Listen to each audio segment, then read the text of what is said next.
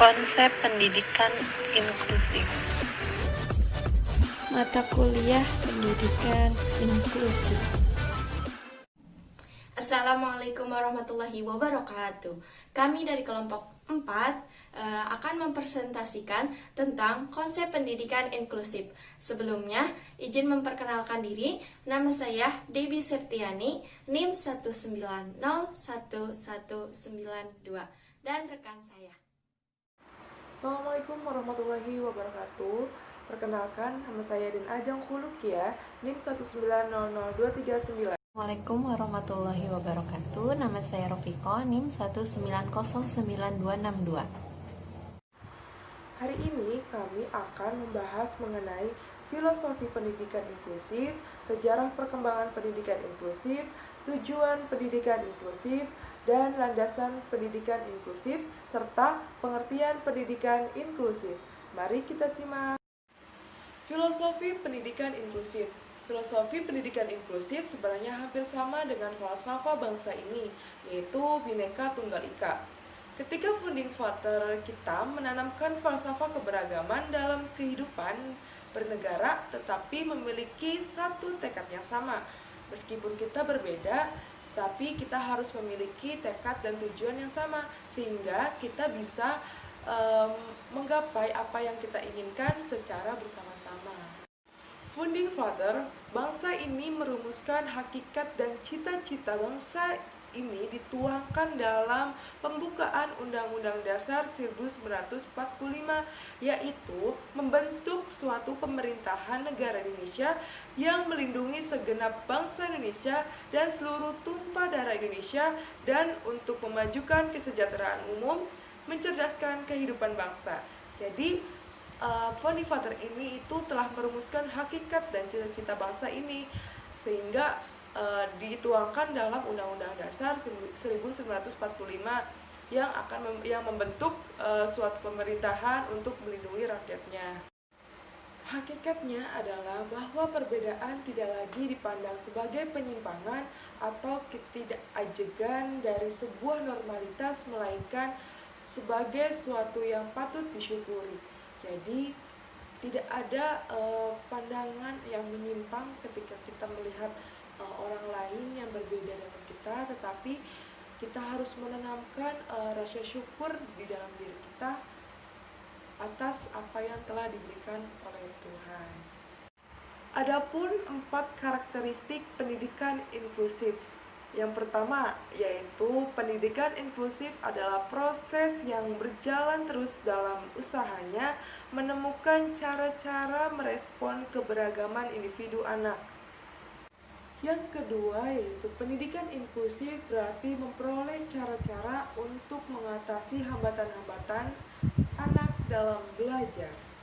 Yang ketiga, yaitu pendidikan inklusif membawa makna bahwa anak mendapat kesempatan untuk hadir di sekolah, berpartisipasi dan mendapatkan hasil belajar yang bermakna dalam hidupnya. Yang terakhir, yaitu yang keempat, pendidikan inklusif diperuntukkan bagi anak-anak yang tergolong marginal, eksekutif, dan membutuhkan layanan pendidikan yang khusus dalam belajar. Adapun sejarah perkembangan pendidikan inklusif. Sejarah perkembangan pendidikan inklusif di dunia pada mulanya diprakasai dan diawali oleh negara-negara Skandinavia atau Denmark, Norwegia, dan Swedia. Tuntutan penyelenggaraan pendidikan inklusif di dunia semakin nyata, terutama sejak diadakannya Konferensi Dunia tentang Hak Anak pada tahun 1989 dan Konferensi Dunia tentang Pendidikan tahun 1991 di Bangkok. Pada tahun 1994 diselenggarakan Konvensi Pendidikan di Salamanca, Spanyol, yang mencetuskan perlunya pendidikan inklusif yang selanjutnya dikenal dengan The Salamanca Statement on Inclusive Education. Pada tahun 2004, Indonesia menyelenggarakan konvensi nasional dengan menghasilkan Deklarasi Bandung dengan komitmen Indonesia menuju pendidikan inklusif. Pada tahun 2005 diadakan Simposium Internasional di Bukit Tinggi dengan menghasilkan rekomendasi Bukit Tinggi yang isinya antara lain menekankan perlunya terus dikembangkan program pendidikan inklusif sebagai salah satu cara menjamin bahwa semua anak benar-benar memperoleh pendidikan dan pemeliharaan yang berkualitas dan layak. Selanjutnya, tujuan pendidikan inklusif.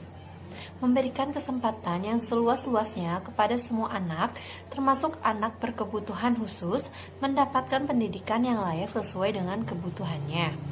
2. Membantu mempercepat program wajib belajar pendidikan dasar. 3.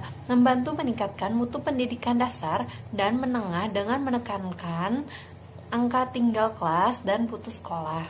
4. Menciptakan sistem pendidikan yang menghargai keanekaragaman, tidak diskriminatif, serta ramah terhadap pembelajaran. 5. Memenuhi amanat Undang-Undang Dasar 1945 Pasal 32 Ayat 1. Selanjutnya, landasan pendidikan. Landasan yang pertama yaitu landasan filosofis. Secara filosofis, penyelenggaraan pendidikan inklusif dapat dijelaskan sebagai berikut. 1. Bangsa Indonesia adalah bangsa yang berbudaya dengan lambang negara burung Garuda yang berarti Bhinneka Tunggal Ika. 2. Pandangan agama khususnya Islam. Pandangan universal hak asasi manusia. Selanjutnya ada landasan yuridis. 1. Undang-Undang Dasar 1945 Amandemen Pasal 31 Ayat 1 dan 2. 2. Undang-Undang Nomor 23 Tahun 2002 tentang Perlindungan Anak Pasal 48 dan 49. 3. Undang-Undang Nomor 20 Tahun 2003 tentang Sistem Pendidikan Nasional Pasal 5, Pasal 11, Pasal 12, Pasal 32, Pasal 15 alinea terakhir dan Pasal 45 Ayat 1. Selanjutnya, Surat Edaran Dirjen Dikdasmen Depdiknas nomor 380-C.C6-MN-2003 tanggal 20 Januari 2003 perihal pendidikan inklusif. Di sini saya akan melanjutkan materi dari rekan saya yaitu landasan pendidikan inklusif. Landasan pendidikan inklusif yang ketiga yaitu landasan empiris. Landasan empiris merupakan suatu keadaan yang berdasarkan pada peristiwa atau kejadian nyata yang pernah dialami serta didapati dengan melalui penelitian, pengamatan, ataupun juga eksperimen yang pernah dilakukan. Landasan empiris diantaranya 1. Deklarasi Hak Asasi Manusia tahun 1948. Yang kedua, Konvensi Hak Anak tahun 1989. Yang ketiga, Konferensi Dunia tentang Pendidikan untuk Semua tahun 1990. Yang keempat, Resolusi PBB nomor 48 tahun 96 tahun 1993 tentang persamaan kesempatan bagi orang berkelainan. Yang kelima, Pernyataan Slamanse tentang pendidikan inklusi tahun 1994. Yang keenam, Komitmen Dakar mengenai pendidikan untuk semua tahun 2000. Yang ketujuh, Deklarasi Bandung tahun 2004 dengan komitmen Indonesia menuju pendidikan inklusif. Yang kedelapan, Rekomendasi Bukit Tinggi tahun 2005 bahwa pendidikan yang inklusif dan terhadap anak seyogyanya dipandang. Selanjutnya, pengertian pendidikan inklusif. Pendidikan inklusif lahir sebagai bentuk ketidakpuasan penyelenggaraan pendidikan berkebutuhan khusus dengan menggunakan sistem segregasi. Sistem segregasi adalah sistem penyelenggaraan sekolah yang diperuntukkan bagi anak-anak yang memiliki kelainan atau anak-anak berkebutuhan khusus. Pendidikan inklusif mempunyai karakteristik berdasarkan pedoman yang dikeluarkan Direktur Pembinaan SLB tahun 2007 sebagai wadah yang ideal. Pendidikan inklusif memiliki 4 karakteristik. Yang pertama, pendidikan inklusif adalah proses yang berjalan terus dalam usahanya menemukan cara-cara merespon keragaman individu anak. Jadi maksudnya dari pengertian ini agar anak mengetahui cara-cara untuk merespon keragaman orang di sekitarnya. Yang kedua, pendidikan inklusif berarti memperoleh cara-cara untuk mengatasi hambatan-hambatan anak dalam belajar. Yang ketiga, pendidikan inklusif membawa makna bahwa anak-anak mendapat kesempatan untuk hadir di sekolah, berpartisipasi, dan mendapatkan hasil belajar yang bermakna dalam hidupnya.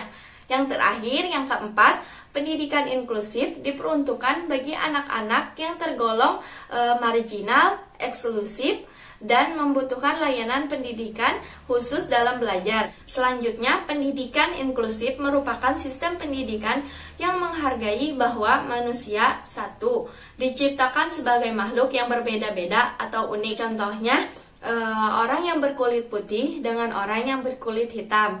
Yang kedua, menghargai dan menghormati bahwa semua orang merupakan bagian dari masyarakat. Contohnya, orang yang berbeda agama tidak boleh mencela agama lain. Dan yang terakhir atau ketiga, diciptakan untuk membangun adanya keberagaman dari setiap anggota masyarakat. Contohnya, suku, agama, dan adat istiadatnya. Selanjutnya, yaitu konsep-konsep pendidikan inklusif. Konsep-konsep pendidikan inklusif itu ada 4. Yang pertama yaitu normalisasi. Konsep normalisasi jika diartikan dari struktur bahasa berarti menormalkan atau membuat normal sesuatu yang tidak normal. Namun, dalam konteks isu pendidikan, normalisasi berarti memandang setiap orang untuk hidup dari kacamata kebutuhan hidup orang pada umumnya.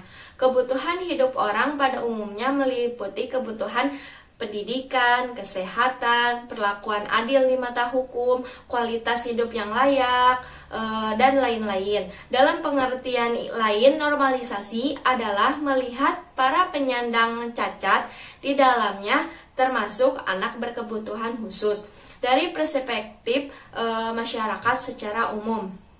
Yang kedua yaitu integrasi atau pendidikan terpadu. Pendidikan dengan sistem integrasi sebenarnya lebih dikenal dengan istilah pendidikan terpadu. Pendidikan terpadu adalah sekolah biasa yang juga menampung anak berkelainan dengan berkurikulum, guru, sarana pengajaran, dan kegiatan belajar mengajar yang sama. Yang ketiga yaitu mainstream. Istilah mainstream tidak jauh berbeda dengan integrasi. Mainstream merupakan sistem pendidikan di mana seseorang siswa terdaftar atau berpartisipasi di kelas reguler. Misalnya, siswa diintegrasikan di kelas khusus pada pagi hari dan dimainstreamkan pada siang hari. Dan yang keempat yaitu pendidikan inklusif.